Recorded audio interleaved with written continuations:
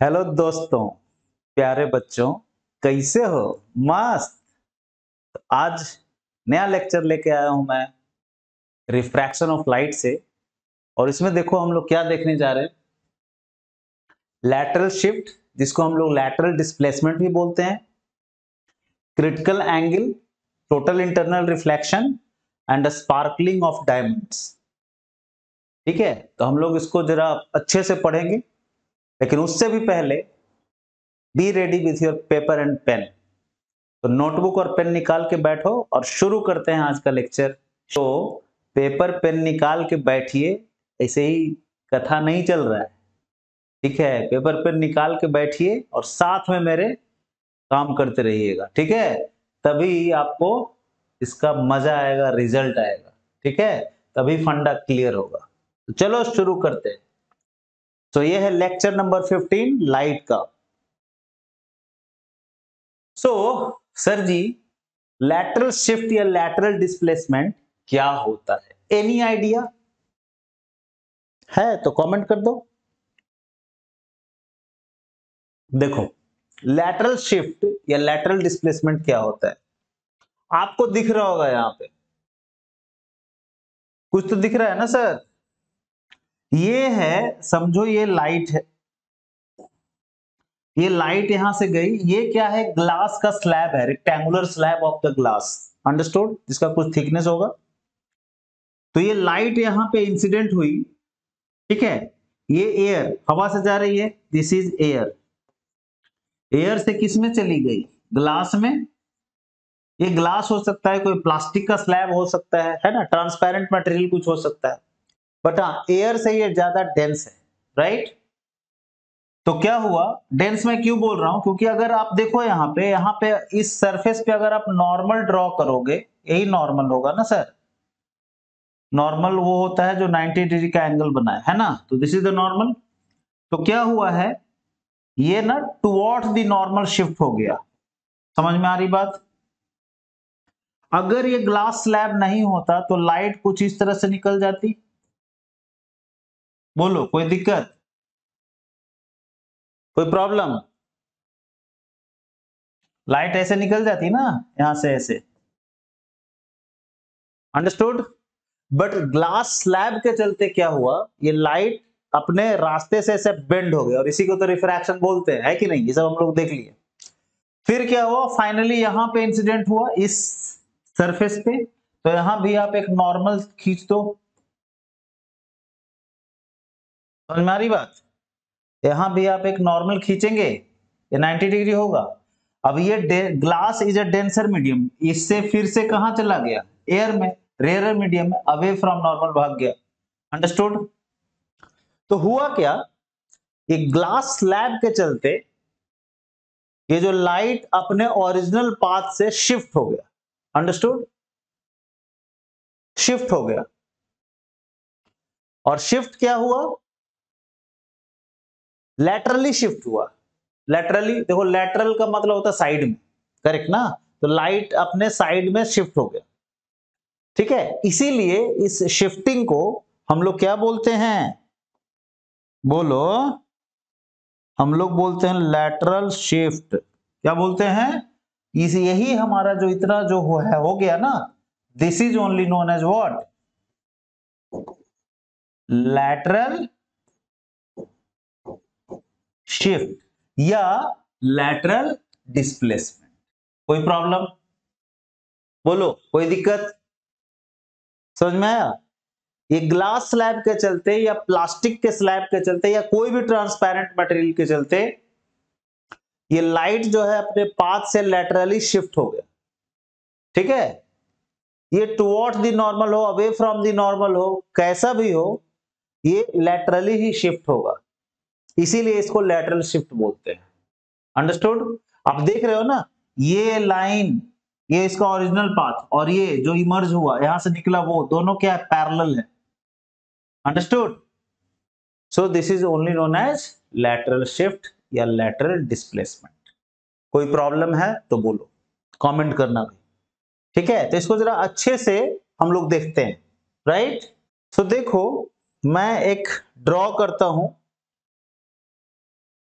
ये मान लो क्या है हमारा, एक ग्लास का या प्लास्टिक का एक, थोड़ा और बड़ा बनाते हैं, एक स्लैब, राइट। इसका शेप रेक्टेंगुलर होना चाहिए, इसका कुछ थिकनेस भी होगा, राइट। बट इसे हम लोग 2 डायमेंशन में देंगे, इसका कुछ थिकनेस होगा इस तरह से, समझ में आ रही बात, ऐसे। और लाइट कहां पे इंसिडेंट होगा, किस, इस तरह से कहीं पे इंसिडेंट होगा, इस सरफेस पे, समझ में आई बात। तो इसको इतना डिटेल में हम लोग नहीं जाएंगे, सीधा क्या दिखाएंगे कि लाइट इंसिडेंट हो गई। तो इस तरह से समझो लाइट आई यहाँ पे, ठीक है। तो यहाँ पे हम लोग क्या खींचेंगे, एक नॉर्मल खींचेंगे, आपको पता ही है, कोई दिक्कत। तो क्या होगा, ये एयर है ना, अच्छा इसको बोलते हैं, ये क्या है हमारा N1 है, दिस इज N2, है ना, N1 N2। सो ये क्या होगा, ये रेयरर से, मान लो ये एयर है हमारा and this is glass, this is glass. तो जब रेयरर से डेंसर में जाएगा तो टुवर्ड्स दी नॉर्मल बेंड हो जाएगा, है कि नहीं, टुवर्ड्स दी नॉर्मल, ये बेंड हो गया, कोई दिक्कत। अगर ये ग्लास स्लैब नहीं होता तो ये किधर से निकल जाता भाई, किधर से निकल जाता बोलो, ये सीधा निकल जाता ना, ये ऐसे, कोई प्रॉब्लम। लेकिन ग्लास स्लैब के चलते ये बेंड हो गया अपने रास्ते से, ठीक है। अब सेकंड सरफेस पे, सेकंड फेस पे जब आया तो यहां भी क्या, यहां भी हम लोग एक नॉर्मल खींचेंगे इस तरह से,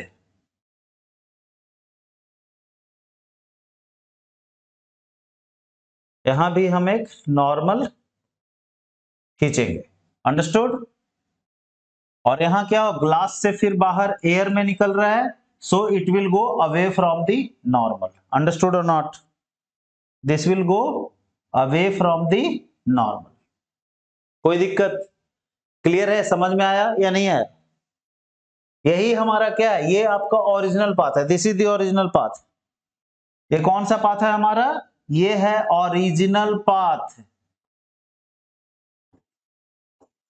original path of the light. कब, जब ये ग्लास स्लैब नहीं होता तब ऐसे चला जाता, लाइट इसी रास्ते से चली जाती, क्लियर है। लेकिन ग्लास स्लैब के चलते ये मुड़ गया और फाइनली यहां से इस तरह निकल रहा है, समझ में आ रही बात। इसीलिए हम क्या बोलेंगे कि ये हमारा जो लाइट है ये शिफ्ट हो गया, इसके पैरेलली शिफ्ट हुआ है, साइड में शिफ्ट हुआ है, इसीलिए इसी शिफ्टिंग को हम क्या बोलते हैं, लैटरल शिफ्ट, लैटरल शिफ्ट या लैटरल डिस्प्लेसमेंट, कोई प्रॉब्लम। अब देखो कुछ ना थोड़ा कैलकुलेशन वगैरह इसमें करते हैं, जैसे ध्यान देना,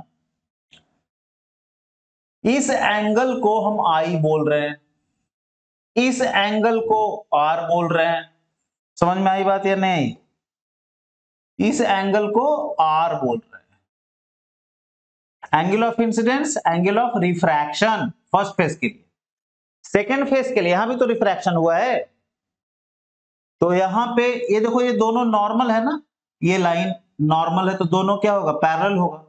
सो ये वाला क्या हो जाएगा, ये अल्टरनेट एंगल से ये भी क्या हो जाएगा, आर हो जाएगा, कोई दिक्कत। ये दो पैरेलल लाइन को एक ट्रांसवर्सल कट कर रहा है सर, तो ये दोनों अल्टरनेट एंगल से इक्वल होगा ना, बहुत बढ़िया। इसे हम लोग मानते हैं आर डैश, ठीक है, कोई दिक्कत, ये आर डैश है। अब देखो स्नेल्स लॉ लगाते हैं फर्स्ट फेज के लिए, यहां पे स्नेल्स लॉ इस फेज के लिए, तो आपको पता है स्नेल्स लॉ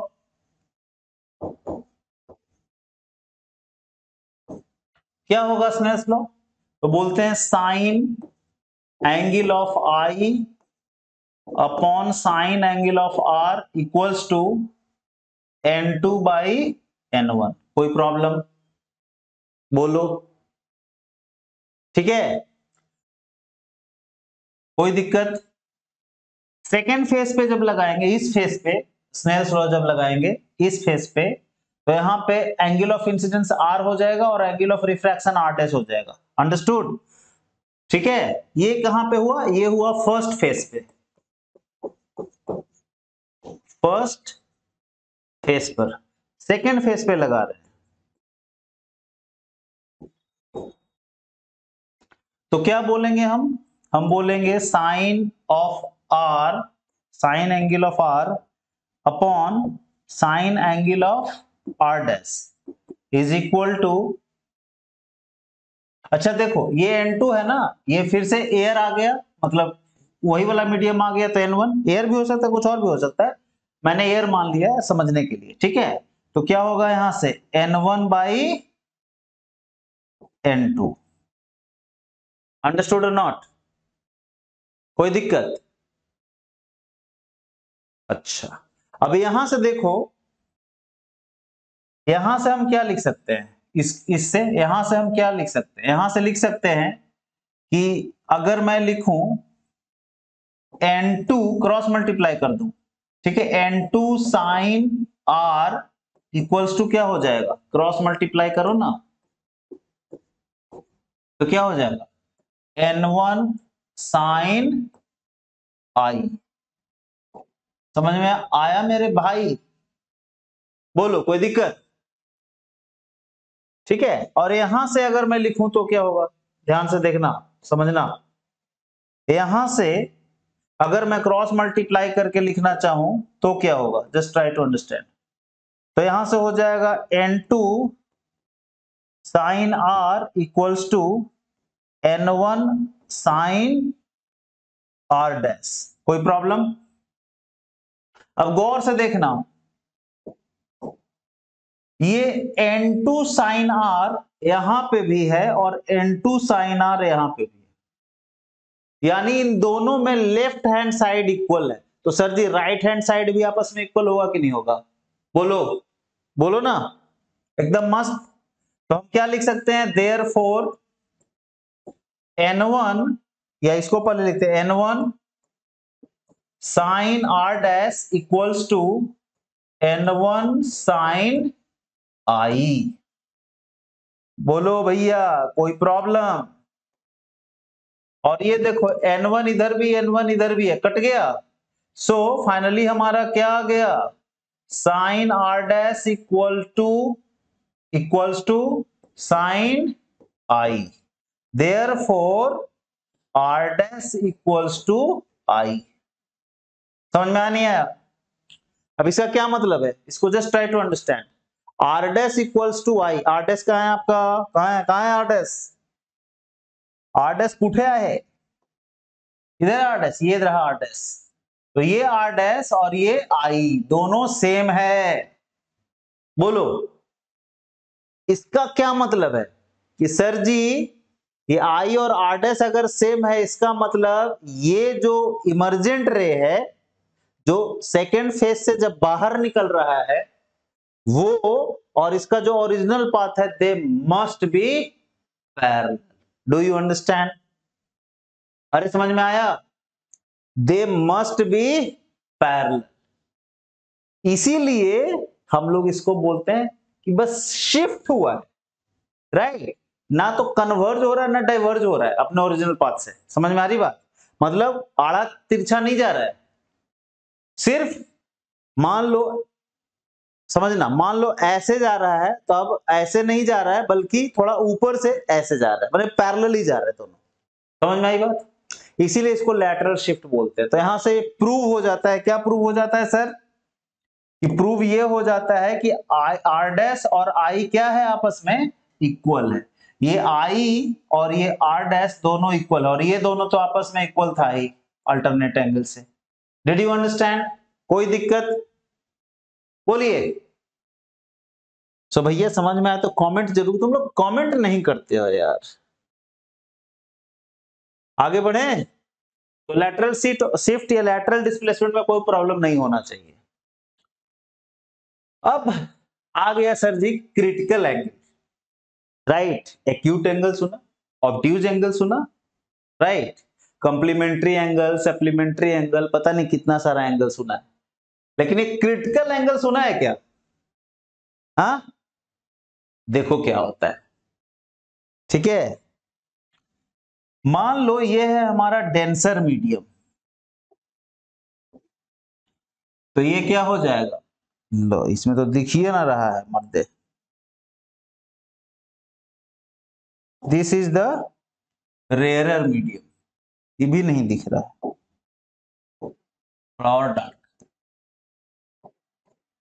रेयरर। समझ में आई बात? This is denser, this is rarer. अब क्या, मान लो डेंसर है तो जैसे समझ लो ये वाटर है, इसे एयर मान लो, हो गया ना? अच्छा, सो जब लाइट रे, यहां से समझना, जैसे लाइट रे इधर से जा रही है यहां पे, ऐसे ही समझ लो। ठीक है, दिखाई दे रहा है ना? बहुत बढ़िया। रेड से दिखा दे और कोई कलर, ग्रीन से दिखाता हूं।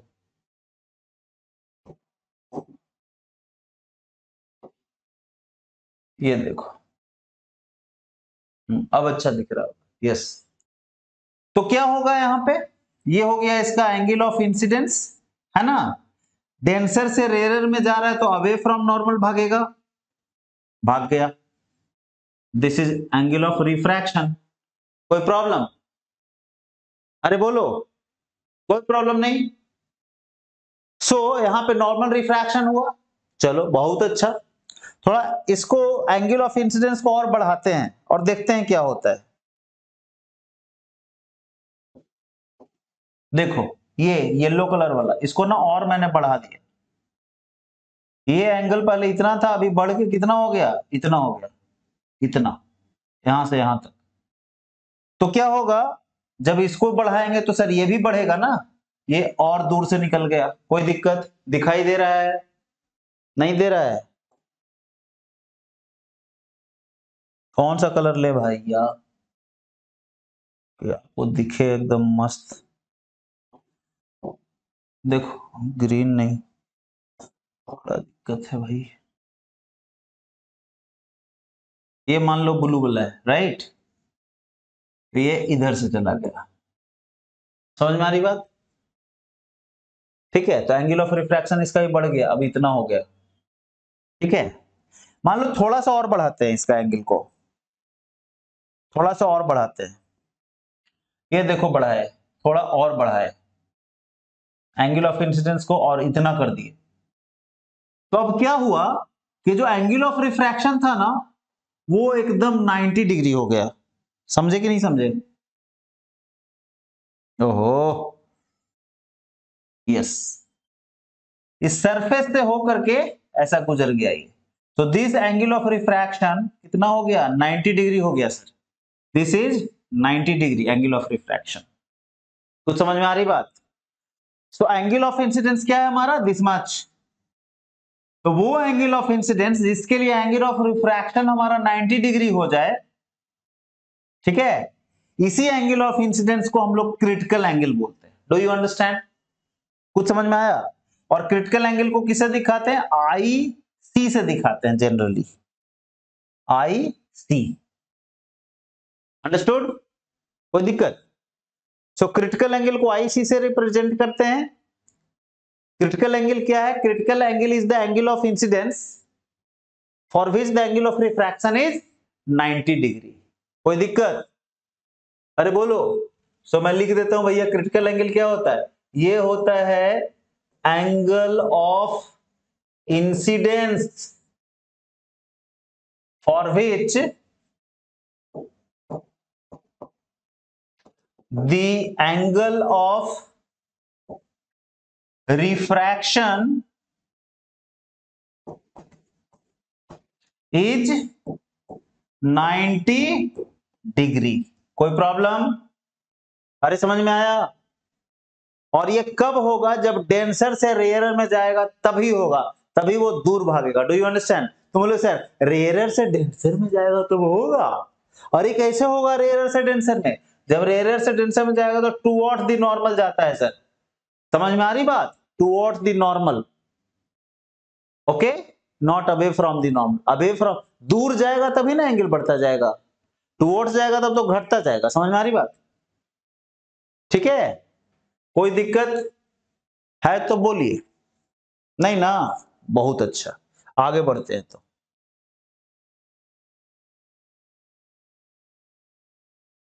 चल थोड़ा और इसमें देखते हैं एक चीज। मान लो कि यही है हमारा क्या, क्रिटिकल एंगल। तो इसे क्या बोलेंगे, IC, angle of incidence is equal to IC माने क्रिटिकल एंगल।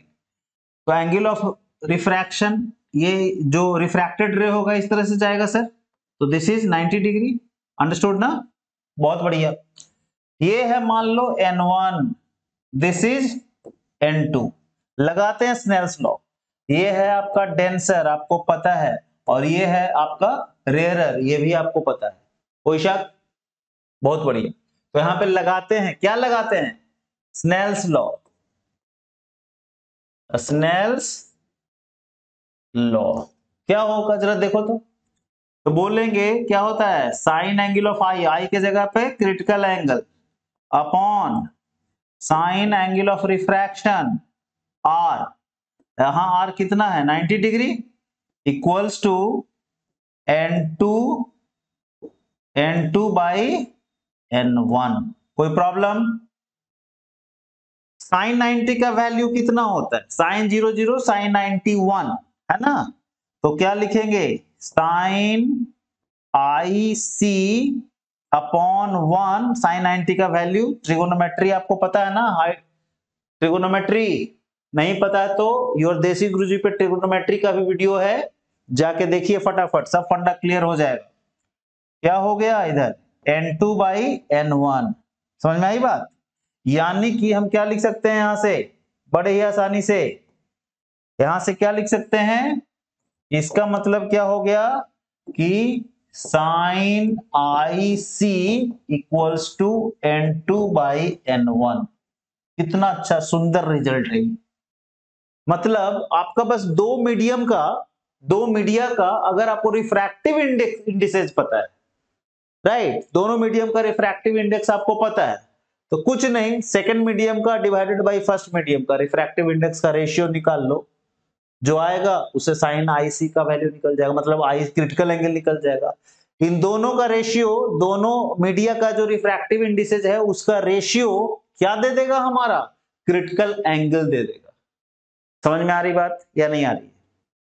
इसी तरह से हम किसी भी दो मीडिया के बीच का, दो मीडिया का को के पूछे कि भैया ये दो मीडिया रहा, इसका बताओ क्रिटिकल एंगल क्या होगा, बड़े ही आसानी से बता देंगे क्रिटिकल एंगल क्या होगा बाय यूजिंग दिस फॉर्मूला। कोई प्रॉब्लम? बोलो। बहुत बढ़िया, आगे बढ़ते हैं। टोटल इंटरनल रिफ्लेक्शन, क्या मस्त नाम है ना, टोटल इंटरनल रिफ्लेक्शन, इसको प्यार से बोलते हैं TIR शॉर्ट। एग्जाम में ऐसे मत लिख देना TIR, पूरा ही लिखना पड़ेगा, टोटल इंटरनल रिफ्लेक्शन। ओके, चलो अब देखो ये क्या होता है, just try to understand. Critical angle तो आपको समझ में आ ही गया था, क्या था हमारा क्रिटिकल एंगल। देखो क्रिटिकल एंगल क्या था कि सर जी अगर वो एंगल ऑफ इंसिडेंस जिसके लिए एंगल ऑफ रिफ्रैक्शन हमारा कितना हो जाए, 90 डिग्री हो जाए, दिख रहा है 90 डिग्री हो जाए, तो इसी एंगल ऑफ इंसिडेंस को क्या बोलेंगे, क्रिटिकल एंगल। अब सोचो जरा, अगर हम एंगल ऑफ इंसिडेंस को इससे भी ज्यादा कर दें तो क्या होगा। देखो एंगल ऑफ इंसिडेंस इससे ज्यादा हो गया ना सर, ये क्रिटिकल एंगल से ज्यादा है, उस कंडीशन में गजब का फिनोमिना होगा। उस कंडीशन में ये पूरा का पूरा लाइट एनर्जी जो है वो रिफ्लेक्ट हो जाएगा। यहां पे कोई मिरर नहीं है सर, मान लो ये पानी है और ये हवा है, समझ में आ रही बात, फिर भी ये पूरा का पूरा लाइट एनर्जी 100% रिफ्लेक्ट होगा। समझ में आई बात? मान लो ये एंगल 60 डिग्री है तो इधर 60 डिग्री से ही रिफ्लेक्ट हो जाएगा। अंडरस्टूड और नॉट? कोई दिक्कत? पूरा का पूरा ये रिफ्लेक्ट हो जाएगा। समझ में आई बात? और इसी फिनोमिना को हम लोग क्या बोलते हैं? Total internal reflection. मतलब जिस मीडियम में था उसी मीडियम में रह गया। टोटल क्यों? क्योंकि इसकी 100% एनर्जी इधर रिफ्लेक्ट हो गई। समझ में आ रही बात? थोड़ा सा भी इधर उधर नहीं गया, ठीक है। और टोटल इसीलिए बोल रहे हैं। और इंटरनल क्यों? क्योंकि जिस मीडियम में था उसी मीडियम में रह गया। समझ में आ रही बात? पक्का? और रिफ्लेक्शन क्यों? क्योंकि रिफ्लेक्शन ही हो रहा है, इसलिए टोटल इंटरनल रिफ्लेक्शन। और ये तभी पॉसिबल है जब ये डेंसर से रेयरर में जाए। कोई शक? तभी तो दूर भागेगा, है ना? समझ में आ रही बात? बोलो। अच्छा, तो आपके मन में क्वेश्चन आ रहा होगा, आता है ना क्वेश्चन? पूछते नहीं हो खाली, ईमानदारी से बोलना। तुम सब जो वीडियो देख रहे हो हमारा, कितने ऐसे बच्चे हैं जो क्लास में टीचर से पूछते हैं, चाहे स्कूल हो या कोचिंग, कि मन में कोई डाउट आया तो पूछ लिए सर से? नहीं करते हो ना भैया? पढ़ाई में जिसने किया शर्म उसका फूटा कर्म। अंडरस्टूड? तो शर्म नहीं करना, नहीं तो कर्म बर्बाद हो जाएगा आपका। अंडरस्टूड? समझ में आ रही बात? एकदम जब जो डाउट हो पूछ देना है सर से। हाँ, अब सर बिजी हैं, बोलेंगे कल बताएंगे, नेक्स्ट क्लास में पूछना, तो नेक्स्ट क्लास में फिर पूछना है, या क्लास के बाद तो क्लास के बाद फिर सर से पूछना है कि सर आप बोले थे बता दीजिए ना प्लीज। अंडरस्टूड और नॉट? समझ में आ रही बात? गुड। तो एक क्वेश्चन क्या आना चाहिए कि सर ये आप बोल रहे हैं 100%, तो क्या रिफ्रैक्शन में 100% नहीं जाता है क्या? हाँ बोलिए। टोटल इंटरनल रिफ्लेक्शन समझ में आ गया? देखो नॉर्मली क्या होता है समझना। नॉर्मली क्या होता है कि मान लो मैंने एक लाइट रे ले लिया, ठीक है? समझना मेरी बात। मान लो मैंने एक इंसिडेंट रे लिया यहां पे ऐसा, कोशिश करना समझने की, ठीक है? मान लो इसमें, मान लो ये मेरा क्या है? Incident ray. ये 100% एनर्जी है, तो क्या होगा? ये क्रिटिकल एंगल से कम है ना सर, ये तो रिफ्रैक्ट होगा, नॉर्मल से दूर भागेगा, ये भागा दूर। तो यहां पे क्या होगा? Just try to understand. ये जो नॉर्मल से दूर भागा यानी कि रिफ्रैक्शन हुआ ना, रिफ्रैक्शन हुआ यहां पे, ठीक है? तो 100% भेजे थे, मान लो इधर कितना चला गया? 80% चला गया। तो 20% का क्या हुआ? 20% सर जी ये सेम एंगल ऑफ इंसिडेंस के साथ रिफ्लेक्ट हो जाएगा। अंडरस्टूड और नॉट? बोलो। यानी कि सिर्फ रिफ्रैक्शन नहीं होता है, समझ में आ रही बात? साथ में रिफ्लेक्शन भी होता है। ये 20% एनर्जी। अंडरस्टूड? नहीं, थोड़ा और कम भी हो सकता है, 10%, 90% उतर गया, 10% तेरा गया। समझ में आ रही बात?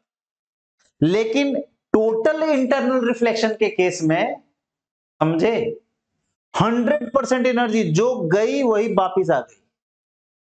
अंडरस्टूड? इसीलिए इसे टोटल इंटरनल रिफ्लेक्शन बोलते हैं। और मजे की बात क्या है ना कि सर जी यहाँ पे मिरर नहीं लगा हुआ है। मान लो पानी है स्विमिंग पूल के अंदर से, आप टॉर्च जलाए ऐसा तिरछा करके, सीधा नहीं, सीधा तो पार ही हो जाएगा, तिरछा करके जलाए जलाए जलाए। और ये एक्सपेरिमेंट रात में करेंगे, हाँ, लाइट वाइट ऑफ रहे स्विमिंग पूल का, है ना, अंदर आप घुसे हुए हैं मस्त, आपका फ्रेंड बाहर है, राइट? आप ऐसा टॉर्च जलाओ स्विमिंग पूल में जाकर के, ऐसे परपेंडिकुलरली जलाओगे तो चला ही जाएगा। इसको धीरे धीरे ऐसे बढ़ाते जाओ, टॉर्च को एकदम लेजर लाइट वाला होना चाहिए, ठीक है? एक समय आएगा, पहले तो जैसे ही आप ऊपर लाइट जाएगी तिरछा होकर के, है ना, रिफ्रैक्शन होगा। एक समय आएगा कि स्विमिंग पूल का वाटर सरफेस को टच करता हुआ चला जाएगा, यानी समझ लो वो वाला एंगल क्या है आपका? क्रिटिकल एंगल है नॉर्मल के साथ, ठीक है ना? थोड़ा और बढ़ाओगे, यू विल बी सरप्राइज, पूरा का पूरा जो लाइट जो निकल रहा है आपका लेजर टॉर्च से, वो पूरा का पूरा वापिस आ जाएगा स्विमिंग पूल के अंदर। बाहर थोड़ा सा भी लाइट नहीं जाएगा। आपको फ्रेंड बोलेगा अरे टॉर्चवा तो जलाओ, अरे जलाता क्यों नहीं, जलाओ। उसको दिखाई ही नहीं देगा ऊपर में लाइट। हाँ, नीचे दिख सकता है पानी के अंदर, लेकिन बाहर लाइट नहीं आएगी। समझ में आ रही बात? Do you understand? उसको शायद दिखे ही ना कि आपने टॉर्च ऑन किया है या नहीं किया। कब दिखेगा पता है? जब लेजर लेजर जलाएंगे तब तो शायद दिख भी जाए, लेकिन नॉर्मल अगर टॉर्च हम लोग जलाएंगे तो वो दिखेगा ही नहीं, लाइट सीधा रिफ्लेक्ट होकर अंदर। हाँ, अंदर जब स्विमिंग पूल के बॉटम को टच करेगा ना, तब वहां पे उसको दिखेगा अच्छा नीचे लाइट है। समझ में आ रही बात? कितनी मजे की बात है ना, आप ऊपर भेज रहे हो लाइट को, लाइट नीचे आ रही है। This is possible only due to total internal reflection. Understood? I hope you must have understood.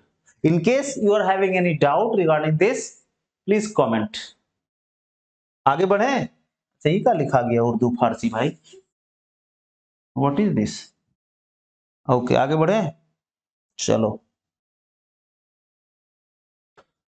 A sparkling of diamonds. देखो, ये ना टोटल इंटरनल रिफ्लेक्शन के चलते होता है, इसीलिए तो यहाँ पे पढ़ रहे हैं। चमक रहा है ना मस्त, हम कोहिनूर है। ठीक है, देखो इसमें होता क्या है, ट्राई टू अंडरस्टैंड ब्रो। मान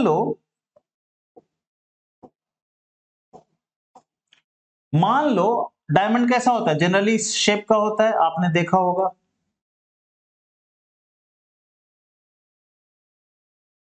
ऐसा ही ना कुछ, ठीक है। तो देखो, डायमंड का जो क्रिटिकल एंगल होता है वो होता है 24 डिग्री। समझ में आया मैंने क्या बोला? इसका ये मतलब हुआ सर कि अगर मान लो ये एक नॉर्मल मैंने खींचा और एंगल ऑफ इंसिडेंस को अगर आप 24 डिग्री ही ले ले, सोचो 24 डिग्री कितना होता है। ये पूरा का पूरा 90 डिग्री है। समझ में आ रही बात? ये पूरा का पूरा 90 डिग्री है। इसको बीच से अगर कर दिए तो 45 का हाफ करेंगे तो 22.5, माने समझो इसके हाफ से थोड़ा सा ज्यादा, मतलब लगभग कुछ इस टाइप का। समझ में आ रही बात? यही हो गया आपका 24 डिग्री। तो डायमंड का जो क्रिटिकल एंगल होता है ये होता है 24 डिग्री। समझ में आ रही बात? ये देखो 24 डिग्री से कुछ ज्यादा ही है। तो क्या होगा, लाइट इधर न जा करके टोटल इंटरनल रिफ्लेक्शन हो जाएगा कुछ इस तरह से। समझ में आई बात? और जब ये इधर आएगा तो यहां पे भी क्या होगा, एक नॉर्मल खींचेंगे। समझते जाना भाई फटाफट। ये नॉर्मल खींचेंगे, ये 90 डिग्री है ना, नॉर्मल क्या होता है, परपेंडिकुलर सरफेस पे होता है। तो ये एंगल फिर से ज्यादा हो जाएगा, मतलब 24 डिग्री से ज्यादा हो जाएगा। तो ये फिर इधर से ऐसा रिफ्लेक्ट हो जाएगा। आ रही बात समझ में या नहीं आ रही है? राइट। फिर यहां पे आएगा तो यहां भी ये 24 डिग्री से ज्यादा। समझ में आ रही बात? इस तरह से फिर ये रिफ्लेक्ट होगा।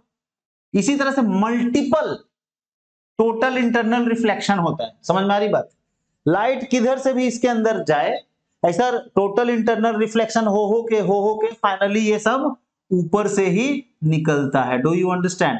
सो इसी के चलते समझो लाइट जा रहा है किसी भी सरफेस से, अंदर आ रहा है, लेकिन जब बाहर निकल रहा है तो कुछ खास ही सरफेस से बाहर निकल पा रहा है। और ऐसा क्यों हो रहा है? क्योंकि टोटल इंटरनल रिफ्लेक्शन हो रहा है, इसका 24 डिग्री क्रिटिकल एंगल है। तो समझो, मान लो इधर से भी 10 रेज गया अंदर, 10 रेज, इधर से भी आया 10 रेज। समझो बात को, जस्ट ट्राई टू अंडरस्टैंड। इधर से भी गया, लेकिन निकलते समय मान लो इसके अंदर 100 रेज घुसा और 70 रेज 80 रेज इधर से ही निकल रहा है, सब इधर से ही निकल रहा है। तो जब आप इसे देखेंगे तो ढेर सारा लाइट रेज आपकी आंखों में आएगा ना, यहां से निकल करके, तो चमक उठेगा। Do you understand? लग गया कि वो चमक गया। समझ में आ रही बात? इसीलिए डायमंड डैजल करता है, चमकता है। समझे या नहीं समझे? तो किसी पर्टिकुलर फेस से इस तरह से कटिंग किया जाता है डायमंड का कि किसी खास फेस से ही ज्यादा से ज्यादा लाइट रेज निकले, जाए किधर से भी लेकिन निकले किसी खास फेसेस से ही निकले, किसी खास सतह से ही निकले डायमंड का। अंडरस्टूड? इसीलिए हमें, और वो सारी रेज जब हमारे आंखों तक जाएगी तो ढेर सारा रेज आ गया है कि नहीं? जैसे सूरज को देखो तो कैसे चमक जाती है आंख, राइट। उसी तरह से हम इसे भी देखेंगे तो लगेगा कि हीरा चमक रहा है। अंडरस्टूड और नॉट? ठीक है। सो कटिंग जो हम लोग करते हैं ना, क्रिटिकल एंगल को ध्यान में रख के करते हैं। क्लियर है या नहीं? ठीक है। वाटर का क्रिटिकल एंगल करीब 49 डिग्री होता है और ग्लास का शायद लगभग 42 डिग्री होता है। समझ में आ रही बात? सो यानी कि 42 डिग्री पे अगर आप भेजेंगे तो एंगल ऑफ रिफ्रैक्शन कितना हो जाएगा? 90 डिग्री हो जाएगा। अंडरस्टूड? यानी कि ग्लास के सरफेस को टच करके निकल जाएगा। और 42 डिग्री से जैसे ही ज्यादा आप एंगल ऑफ इंसिडेंस को रखेंगे तो टोटल इंटरनल रिफ्लेक्शन हो जाएगा। क्लियर है? डायमंड के केस में 24 डिग्री है। 24 डिग्री से जैसे ही ज्यादा आप रखेंगे एंगल ऑफ इंसिडेंस, क्या हो जाएगा? टोटल इंटरनल रिफ्लेक्शन हो जाएगा। अब इसका गजब का यूज है। तो डायमंड आपने देख लिया। ऑप्टिकल फाइबर आपको पता है क्या? आजकल तो जो डेटा हम लोग यूज करते हैं वो कैसे ट्रांसमिट होता है? ऑप्टिकल फाइबर के द्वारा होता है। पहले कॉपर वायर के द्वारा होता था, राइट। फिर वो डिश टीवी वाला जो केबल होता है उसके द्वारा हो रहा था। अभी क्या है? मस्त ऑप्टिकल फाइबर के द्वारा हो रहा है, राइट। अब ऑप्टिकल फाइबर क्या होता है पता है? देखो, ट्राई टू अंडरस्टैंड। समझो ये एक ट्यूब है, राइट। यही है ऑप्टिकल फाइबर। लाइट रेज को जब इसमें हम लोग भेजते हैं तो ये ना क्रिटिकल एंगल पे ही, क्रिटिकल एंगल से ज्यादा इसका एंगल ऑफ इंसिडेंस होता है। समझ में आ रही बात? तो ये क्या हुआ? टोटल इंटरनल रिफ्लेक्शन होगा। ये हो गया टोटल इंटरनल रिफ्लेक्शन। फिर यहां भी नॉर्मल खींचो आप, ये भी क्रिटिकल एंगल से ज्यादा है तो फिर से टोटल इंटरनल रिफ्लेक्शन। समझ में आ रही बात? फिर से टोटल इंटरनल रिफ्लेक्शन, फिर से टोटल इंटरनल रिफ्लेक्शन, फिर से टोटल इंटरनल रिफ्लेक्शन। ऐसा टोटल इंटरनल रिफ्लेक्शन होते होते बॉम्बे से दिल्ली आप भेज दीजिए, राइट। पृथ्वी के इस कोने से उस कोने तक भेज दीजिए, हमारा सिग्नल का लॉस नहीं होगा। क्यों नहीं होगा? क्योंकि टोटल इंटरनल रिफ्लेक्शन में 100% एनर्जी हमारी रिफ्लेक्ट हो जाती है। अंडरस्टूड? ये 100% एनर्जी रिफ्लेक्ट हो रही है, कहीं कोई लॉस नहीं हो रहा है। तो जो एनर्जी आपने भेजा वही एनर्जी दूसरे छोर पे निकल जाएगा। Do you understand? तो यहां भी 100% एनर्जी हमें मिलेगी, no loss in the signal. Do you understand? So how, कितना ये इंपॉर्टेंट चीज है ना, ठीक है। और ऑप्टिकल फाइबर आपने देखा होगा, कोई खिलौना नहीं देखा है? उसमें क्या होता है, एक नीचे फ्लावर पॉट जैसा होता है कुछ इस टाइप का, ठीक है। और क्या होता है इसमें ना, ढेर सारा इस तरह से प्लास्टिक के, इसमें इस तरह से बना हुआ रहता है, झाड़ू जैसा समझ लो। और क्या होता है ना, इसके टिप पे ऐसा लाइट जलता है। देखा है कभी ऐसा? देखा है तो बताना। इसके टिप पे ना ऐसा लाइट जलता है, एकदम मस्त। देखा है तो कमेंट करना भाई। यही है ऑप्टिकल फाइबर, राइट। तो क्या हुआ, इसके अंदर में ना ऐसा लाइट जलता है, यहाँ पे ऐसा लाइट जलता है। और ये लाइट, यहाँ ऑप्टिकल फाइबर ढेर सारा, ये लाइट अंदर गया, टोटल इंटरनल रिफ्लेक्शन होते होते होते होते यहाँ पे निकला, और यहाँ पे कटा हुआ है तो यहाँ से लाइट निकलती है, वो हमें दिखाई देता है। समझ में आई बात? ऐसा देखा है नहीं देखा है आपने? यही है ऑप्टिकल फाइबर हमारा। समझ में आई बात? बोलिए ना, तो कमेंट कीजिएगा। तो आज के लिए इतना ही। अगर पढ़ने में मजा आ रहा है हमारे साथ, योर देसी गुरु जी के साथ, तो भाई ये 4 चीज, like, share, subscribe and comment करना मत भूलो यार, ठीक है। आपके लिए देखिए इतना बेहतरीन शानदार वीडियोस बना बना के आपको दे रहे हैं, ये सब करने में क्या प्रॉब्लम है कि नहीं? आप करेंगे तो हम लोग को भी लगता है हाँ यार मजा आ रहा है, बच्चे पढ़ रहे हैं, सीख रहे हैं, है कि नहीं? फॉरवर्ड कर रहे हैं, शेयर कर रहे हैं वीडियो को, और मन करता है और बनाए और बनाए और बनाए, ये भी बताएं वो भी बताएं, सब बता दें, अच्छे से बता दें, सारा न्यूमेरिकल्स करवा दें, ये करवा दें वो करवा दें। कल को आप लोग आईआईटी क्रैक कर लोगे, मेडिकल क्रैक कर लोगे, है ना? मजा ही आ जाएगा, ठीक है। तो चलो फिर मिलते हैं अगले वीडियो में। Till then bye bye, signing off here, take care.